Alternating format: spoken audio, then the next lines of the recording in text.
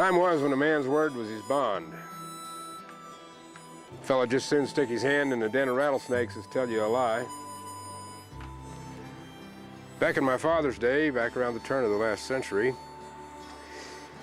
a square deal came with all four corners attached. No extra charge. You could count on your neighbors to do right by you. In those days, integrity was more than a word in a dictionary between indigestion and intoxication. Folks around here came by their living the hard way. They had a real strong moral fiber. Bad apples, well, you didn't see many of them. And if you folks believe that, I've got some land over near Parker I'd like to try to sell you.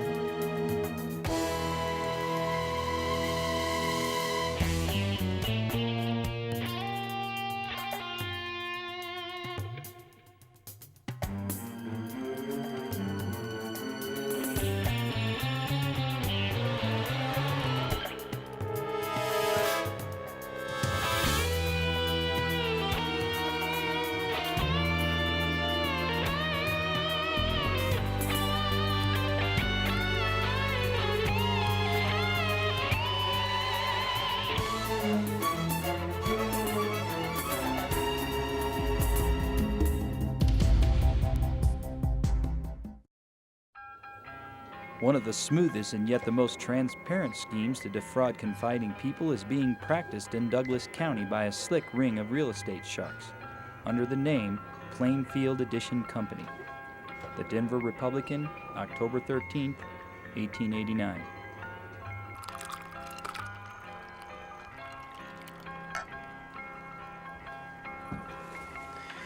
So sit back and relax, and I'll tell you a little story. Give you a history lesson, so to speak. You might even pick up a few insights about human nature.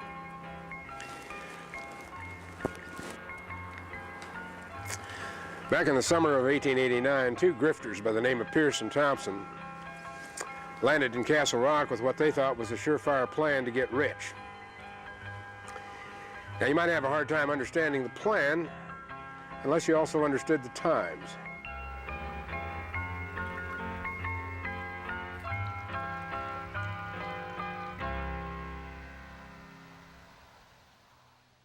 This here is the original plan of Castle Rock, Colorado, drawn up in 1874. Most of this land belonged to a man named John H. Craig. He had 120 acres lying smack where the town was going to go. Now, how much do you reckon he sold it for?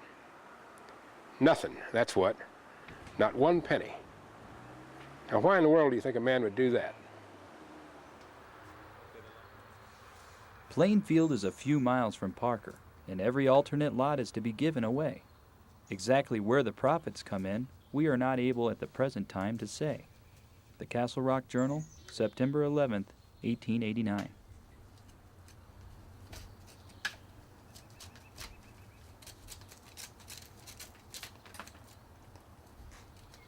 It might help you to understand that 100 years or so ago, there was land in this county that frankly wasn't worth a whisper in a big wind.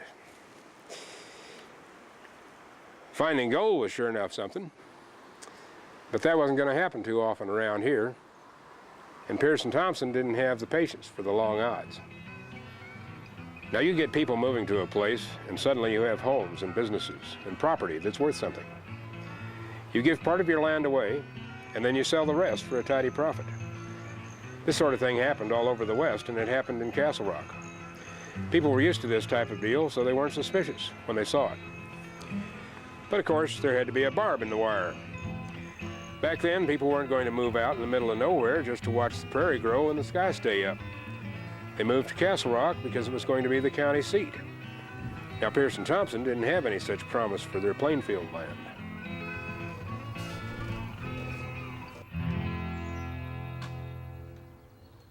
There was not a house or tent or any other sign of human habitation. It was purely a paper townsite devised with evident intent to deceive. The Denver Republican, October 21st, 1889. But these lads were sharp dealers. They called their scam the Plainfield Addition, with the strong implication that it was in addition to something already built. They placed ads in newspapers read by folks too far away to know the score. When a sucker nibbled on the free land, Pierce and Thompson set the hook. Prospective settlers were told they had to file their deed with the county clerk at a fee of $2.50. The grifters, of course, were pocketing $1.25 of that with every letter. A dollar then was worth about 40 these days, so you don't have to really be a Euclid or a Pythagoras to see these fellows were cleaning up. We know quite a few people filed claims because the official record is still floating around. Page after page of people who were taken in. Too bad for Pierce and Thompson, though. Some reporters in Denver smelled something rotten, and they blew the whistle. The con artists were left with one of two choices. Either cut bait and leave between the suns, or up the ante.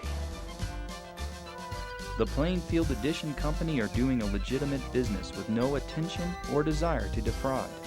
The Castle Rock Journal, October 2nd, 1889.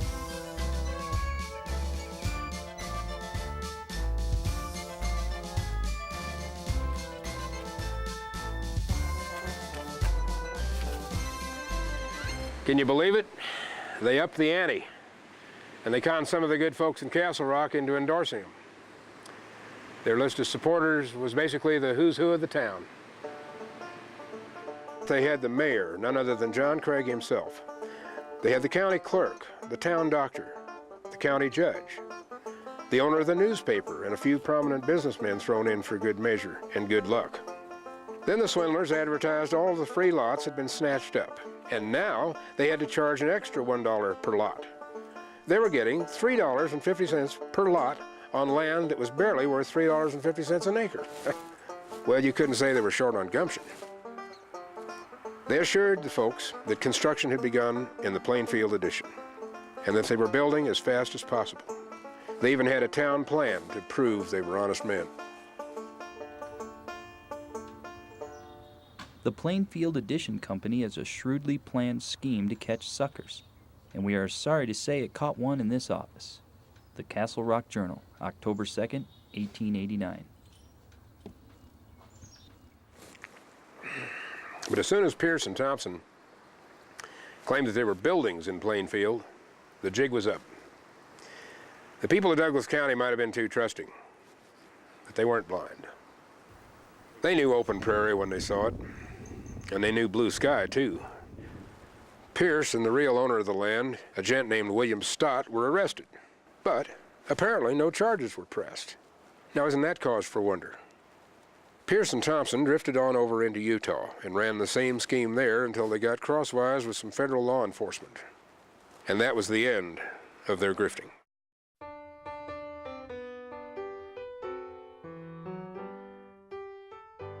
That is the true story of how a couple of swindlers ran one of the slickest land scams ever seen in these parts.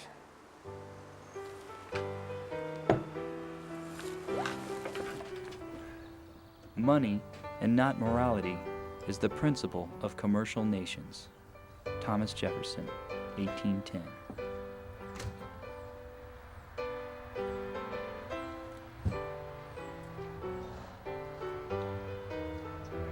Cut.